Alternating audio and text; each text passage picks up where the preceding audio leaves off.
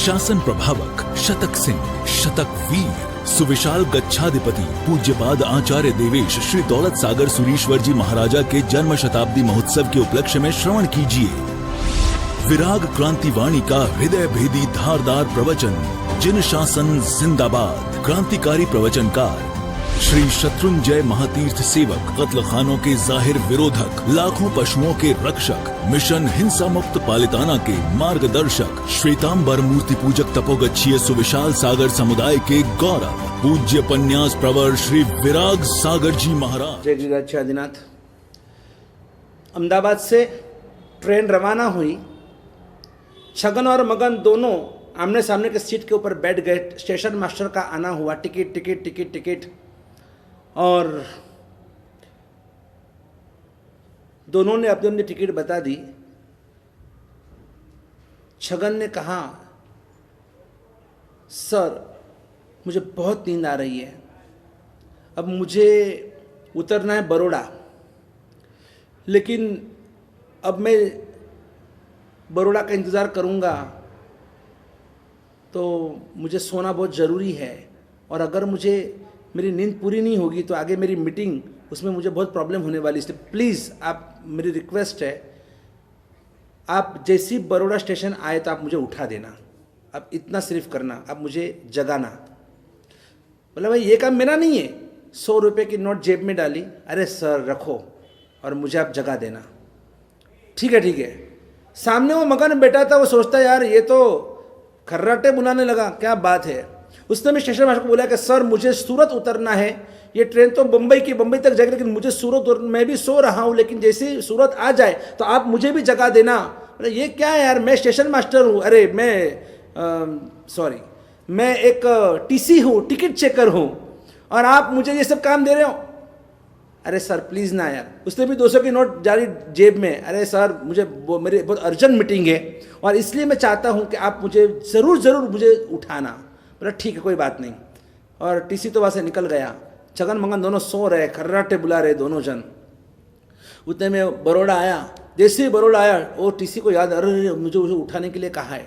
TC ने आकर सीधा उस मगन को, मगन ओ भाई उठो, तुम्हारा स्टेशन आ गया। वो तो बैग बिस्तरा लेकर सीधा नीचे उतर गया। गाड़ी आगे रवाना हो गई। जैसे सूरत आया तो उसको याद, अरे हाँ मुझे उस भाई ने बोला था मुझे जगाने के लिए। वापस गया, उसने छगन को बताया, उठो भाई आपका स्टेशन आ गया। और वो छगन सब सामान वामान लेकर जैसे नीचे उतर, देखा तो सूरत स्टेशन। अरे ये क्या, मुझे तो बड़ौदा उतरना था। छगन को उतरना था बड़ौदा और मगन को सूरत। टीसी ने उल्टा कर दिया। टीसी ने मगन को बड़ौदा और इस छगन को सूरत उतार दिया। और जैसे सूरत उतरा और उसने वो पटिया देखा, ये सूरत, अरे ये क्या हो गया, मेरे को तो बहुत अर्जेंट मीटिंग थी। मैंने उस टीसी को 100 रुपये भी दिए, तो इसने क्या कर दिया, सब पूरा गड़बड़ घोटाला कर दिया। और उस टीसी के ऊपर बहुत गुस्सा आ गया छगन को।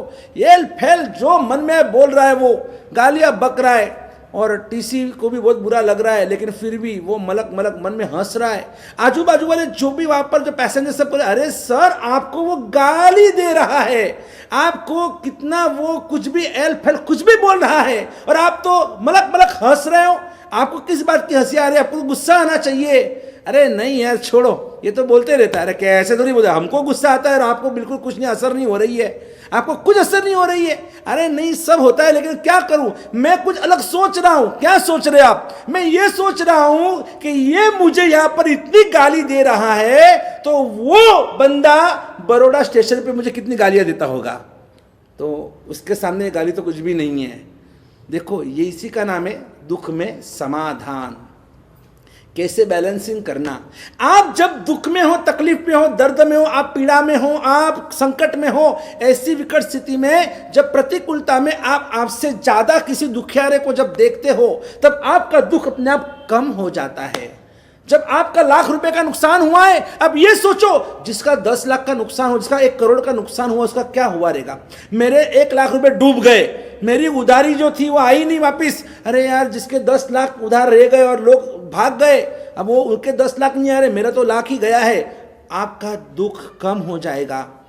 एक हाथ एक्सीडेंट में कट गया, अब ये सोचो कि जिसके दोनों हाथ अगर मशीन के अंदर चले गए, दोनों हाथ कट गए, उसका क्या होता होगा। मेरा तो एक ही हाथ गया है। आप दुख में समाधान करना सीख लो। आप सोचो कि अगर आपका बेटा और आपको परेशान कर रहा है, आपको खाना तक नहीं दे रहा है, अब ये सोचो ना, अरे कोई बात नहीं, मेरा बेटा सिर्फ मुझे खाना नहीं दे रहा है उतना ही ना, अरे वो कोनिक तो नहीं है, अरे वो कोनिक जो सैनिक महाराजा का सुपुत्र था, अपने सगे बाप को जेल में डालकर 100 हंटर के फटके मारता था। मेरा बेटा ऐसा तो नहीं कर रहा है मेरे साथ में, मुझे मार तो नहीं रहा है, सिर्फ खाना नहीं दे रहा है। ठीक है ना, आप हर स्थिति के अंदर अपने आप को कंट्रोल करना सीखो, कंट्रोल। अब ये सोचो यार, 4 जन अगर घर में आपकी सास आपके विरुद्ध में है, आपका पति आपका सुन नहीं रहा है, आपको प्यार नहीं दे रहा है, या आपके ससुर जी आपका अपमान कर रहा है, ऐसे आपकी देरानी हो या जेठानी हो या ननंद हो, कोई भी हो, और उन सब की ओर से आपको परेशानी हो रही है, तो आप कहेंगे मैं तो अकेली अकेली हो गई, मेरा कोई नहीं है दुनिया में। क्यों रोते हो, क्यों अपने आप को कोसते हो, क्यों दूसरों को कोसते हो? मत करो ऐसा। पॉजिटिव थिंकिंग करना सीखो, पॉजिटिव अप्रोच करना सीखो। अरे कोई बात नहीं यार, ये 4 जन थोड़ी पूरी दुनिया होती है, दुनिया बहुत बड़ी है, दुनिया बहुत बड़ी है, लाखों गरीबों को मेरी जरूरत है, लाखों पशु पंखियों को मेरी जरूरत है, लाखों ऐसे अनाथ आश्रम के बच्चों को हमारी जरूरत है। तो आप ये सोचो ना, आपकी शक्ति वहां दे दो। आप क्यों यहां पर पड़े हुए? दीक्षा नहीं लेनी तो कोई बात नहीं, कम से कम आप सामाजिक कार्य तो कर ही सकते हैं। आपको भगवान ने वो कैपेसिटी दी, वो शक्ति आपको दी है, आप उसका सही उपयोग क्यों नहीं कर सकते हैं? दुख है, दर्द है, घर में आपको कोई नहीं चाहता है, तो आपको चाहने वाले 4 को छोड़ो ना, अरे आपको चाहने वाले 40 लाख लोग बैठे हुए हैं, 40 करोड़ लोग आपको चाहने वाले बैठे हुए हैं। आप ऐसा काम कीजिए जिंदगी के अंदर कि हर कोई आपको सलाम करे, हर कोई आपको सैल्यूट करे, हर कोई आपको मरने के बाद आपके लिए आंख में से अश्रु बहाए। ऐसी जिंदगी आप क्यों नहीं सोचते हैं? क्यों इतना हताश, जिंदगी में इतनी हताशा, इतनी निराशा क्यों? वाई? क्यों? मुझे समझ में नहीं आता है। आप अपने आप को अकेले क्यों महसूस करते हो, जबकि पंच परमेश्वरी भगवान आपके साथ में है। अनंत अनंत अरिहंत भगवान, अनंत अनंत सिद्ध परमात्मा, आचार्य उपाध्याय, साधु साधु भगवंतों के मंगल आशीर्वाद आपके साथ में है। आप अपने आप को अकेला क्यों महसूस करते हो? दुनिया की ये पूरी जीव सृष्टि आपके साथ में है। एक केंद्रीय जीव, पृथ्वी का है, अप का है, तेव का है, वायु का है, वनस्पति का है, प्रत्येक वनस्पति का है, साधारण वनस्पति का है, बेंद्रिय, तेंद्रिय, चौरेंद्रिय सभी जीव आपके साथ में है। इन सभी की रक्षा की जिम्मेदारी आप ले लो, इन सभी की दुआ आपको मिलेगी। देखो फिर आपकी जिंदगी कहां से कहां चली जाती है। वो गीताबेन रामबिया को आज भी लोग याद करते हैं कि जिन्होंने उन गौ माता की रक्षा करने के लिए कसाईयों से भी, है ना, एक स्त्री होकर, एक अबला होकर भी, और कसाई भी उस गीताबेन रामबिया को देखकर और थरथराते थे कि नहीं, जब तक वो गीताबेन रामबिया खड़ी है हम कुछ नहीं कर सकते हैं, हमारी ट्रक वहां से पास नहीं हो सकती है, वो बहुत खतरनाक है, वो दबंग है वो लेडी। और देखो ये गीताबेन रामबिया को आज भी पूरे अहमदाबाद के लोग, पूरे भारत के जीवदया प्रेमी उनको याद करते हैं। क्यों? क्योंकि उनका जीवन ही ऐसा था। वो अपने लिए नहीं, घर में कोई नहीं है, मैं अकेली हो गई, कोई बात नहीं, मैं पशुओं के लिए हूँ, मैं पंखियों के लिए हूँ, मैं कुत्तों के लिए हूँ। ऐसे कितनी सारी संस्थाएं हैं, आप उस संस्था में जुड़ जाइए, आप बहुत कुछ आप कर सकते हो। क्यों रोना धोना किस लिए? ये बार बार मेरा कोई नहीं है, मेरा कोई नहीं है। अरे भगवान ने तो बोल दिया, एगो हम नति में कोई नाम अन्नस्य कस्सई। ये तो भगवान ने लिख दिया कि कोई किसी का है ही नहीं। जो भी हमारे संबंध एक दूसरे के साथ होते हैं, ये सिर्फ और सिर्फ स्वार्थ के संबंध होते हैं। जब तक स्वार्थ है तब तक ही संबंध होते हैं। जैसे स्वार्थ पूरा, तल तारा और मग मारा, तुम तुम्हारे रास्ते पे, हम हमारे रास्ते पे। ये तो हर जगह पर संसार में यही तो चल रहा है। जब तक भी उस गन्ने के अंदर रस है तब तक वो गन्ना काम का। जैसे ही गन्ने में से रस निकल गया, कस निकल गया, उस गन्ने को तो फिर फेंकना ही फेंकना है। और यही तो सब कर रहे हैं। इसीलिए तो संसार को संसार रम्मी असारे ऐसा कहा गया कि संसार कैसे, संसार असार है, संसार में सार है ही नहीं। इसलिए आप कभी जिंदगी में आपको नर्वस होने की आवश्यकता ही नहीं है।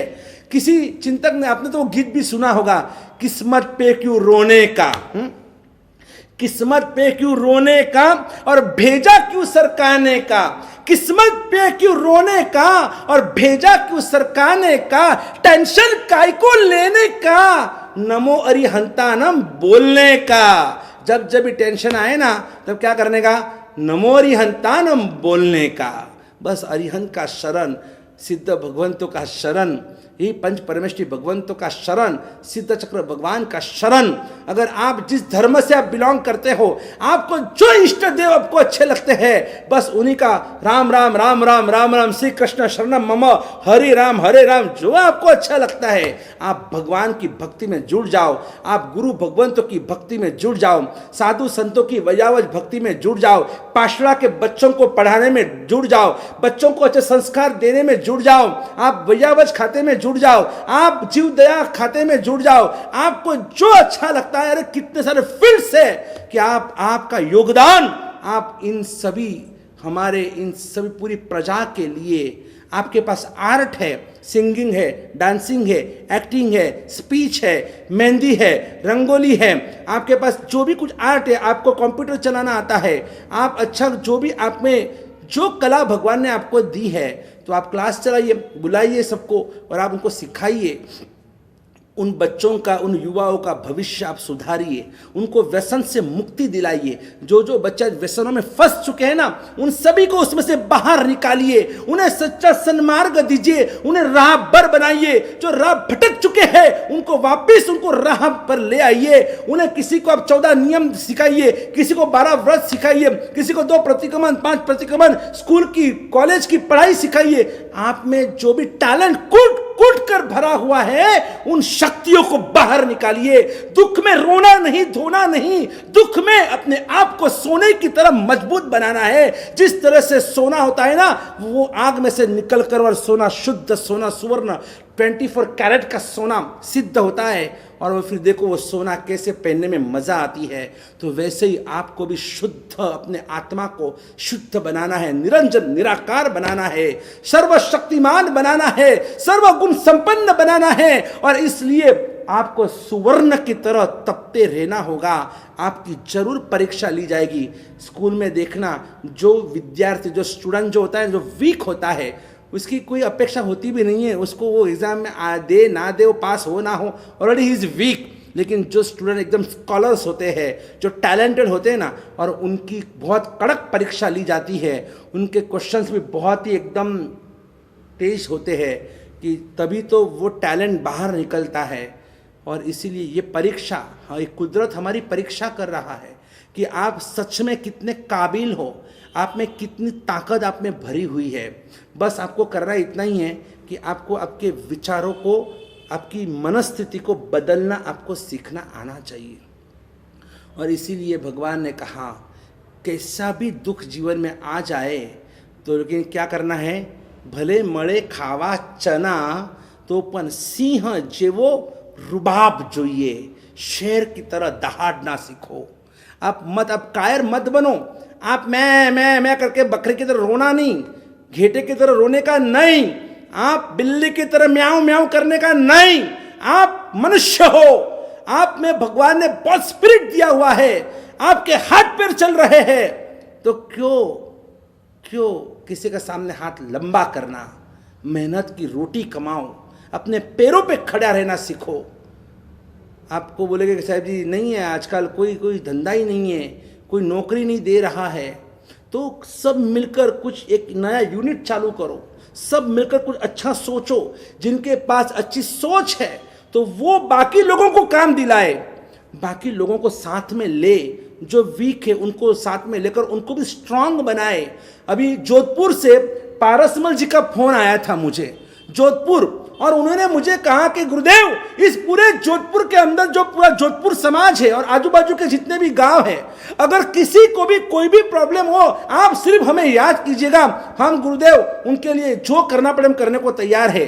अरे मैं तो एकदम दंग रह गया, क्या वाह, ऐसी संस्थाएं आज भी चल रही है कि जो ऐसे जो वीक है उनको स्ट्रांग बनाने के लिए, जो जिनका खुद का घर नहीं है उनको घर, अपना घर दिलाने के लिए, बनाने के लिए जो इतनी बड़ी संस्था चल रही है, सच में मैं उनका आज चैनल के माध्यम से उनको अभिनंदन देता हूं कि ऐसे लोग, ऐसे समाज, ऐसी संस्थाएं जो बहुत आगे बढ़ रही है।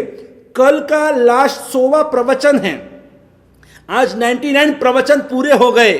पारस चैनल में जिंदगी में पहली बार प्रवचन देने का एक चांस मिला है, और इस लॉकडाउन की वजह से ही हमने इस चैनल का माध्यम अपनाया है। बाकी नहीं तो हम इस तरह से चैनल पे प्रवचन आज तक कभी हमने दिए नहीं है, लेकिन फर्स्ट टाइम एक प्रयास किया, और उसमें भी वो हिमांशु भाई कि जो पारस चैनल के उनके जो भी आज बहुत कर्मठ उनके जो ग्रुप के लीडर हैं, और ऐसे हिमांशु भाई कि मैं जाहिर में मैं उनका अभिनंदन करना चाहता हूं कि वो सभी गुरु भगवान तो कितने समुदाय के गुरु भगवान से जुड़े हुए हैं, और एक पारस चैनल के जो भी उनके प्रमुख हो गए, जो भी उनके मेन चीफ हो गए, उनसे तो मेरे कभी बात हुई नहीं, लेकिन जब भी 3 साल से, और ये हिमांशु भाई और ऐसे पीछे पड़े गुरुदेव, एक बार आपका प्रवचन, बहुत कुछ आपके लिए सुना है, आप इतने जबरदस्त प्रवचनकार हो, आप इतना शत्रुंजय के लिए करो, जीवदया के लिए करो, एक बार आपको पारस चैनल पे आपको लाना है। और देखो आज नहीं करते करते आज 99 प्रवचन आज पूरे हो गए, और कल का 100वां प्रवचन, और वो जो तीसरा आज ब्रॉन्ज मेडल, सिल्वर मेडल, कल 100वां प्रवचन, कल गोल्ड मेडल तक हम जाएंगे। वो जो तीसरा जो पद है जो भगवान ने हमें बताया, सुख में सावधान ये पहला, और दुख में समाधान ये दूसरा, और कल के दिन हम वो तीसरा पद कौन सा है वो हम सुनने की कोशिश करेंगे। लेकिन मुझे कहना है ये जो अभी 100 प्रवचन पूरे होने आए, कल 100वां प्रवचन पूरा होगा, और भी प्रवचन का सिलसिला आगे चलेगा, लेकिन 100 प्रवचन के बाद पूज्यपाद वर्तमान गच्छाधिपति श्री दौलत सागर सुरेश्वर जी महाराजा के जिनके जन्म शताब्दी वर्ष के निमित्त से ही और हमने ये प्रवचन माला का प्रारंभ किया, और इसी प्रवचन माला को आगे बढ़ाते गुरुदेव की असीम कृपा से ही, और ये 100 प्रवचन पारस चैनल पे आज कल पूरे होने जा रहे हैं। सच में इन सभी प्रवचनों में एक ही मेरा मकसद रहा है कि मैं बैठे बैठे भी स्मार्ट वर्क, बैठे बैठे अब मैं आपके वहाँ प्रत्यक्ष तो नहीं आ सकता हूँ, लेकिन परोक्ष रूप से मेरे विचारों को आप तक पहुंचाना है। शासन की उन्नति, शासन की सुरक्षा, राष्ट्र की उन्नति, राष्ट्र की सुरक्षा, धर्मों और संस्कृति की उन्नति और उसकी सुरक्षा, और जीव मात्र की सुरक्षा का ये मात्र ध्येय है। मुझे कोई नाम नहीं चाहिए, मुझे कोई नामना कामना, मुझे कोई इंटरेस्ट नहीं है। मुझे सिर्फ और सिर्फ नामना में नहीं, काम करने में इंटरेस्ट है। नाम तो किसी के अमर नहीं रहते हैं, जो भी जन्म ले सब मरने वाले एक दिन, और सबको भूल जाने वाले। लेकिन जो भी मेरी जिंदगी के 10-20 साल मुझे काम करने के लिए मिले हैं, शासन की सेवा रक्षा करने के लिए जो मुझे मिले हैं, उसमें मेरे से जितना हो सके उतना मुझे करना है, और इसी के लिए मेरी ये धड़पड़ है। इसी के लिए मेरी ये जो तलसलाट है, जो ऊपर नीचे बार बार मैं होते रहता हूँ, क्या करूँ क्या ना करूँ, क्या करूँ क्या ना करूँ, कैसे सबको बचाऊँ, कैसे सबको साथ में लेकर चलूँ, जिन शासन के लिए क्या करूँ, मेरे इस भारत माता के लिए क्या करूँ, कैसे हम आगे बढ़े, कैसे सबको साथ में लेकर चले, सबकी रक्षा कैसे करें। बस यही दिन रात मेरे दिमाग के अंदर जो विचार घूमते रहते हैं, चलते रहते हैं, यही मेरे जिंदगी का मकसद बन चुका है।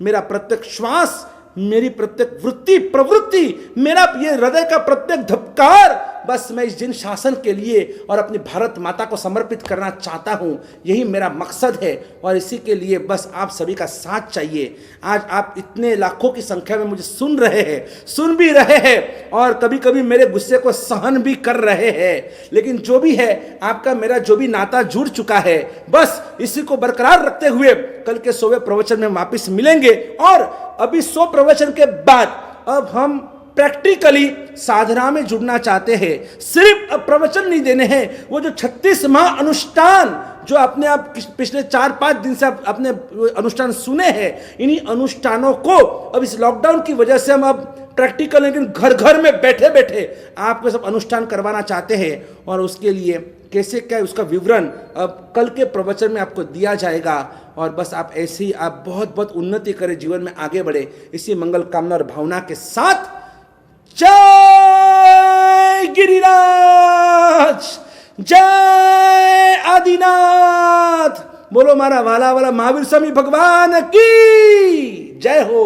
बोलो वर्तमान गच्छाधिपति आश्रम दौलत सागर सुरेश्वर जी महाराज की जय हो।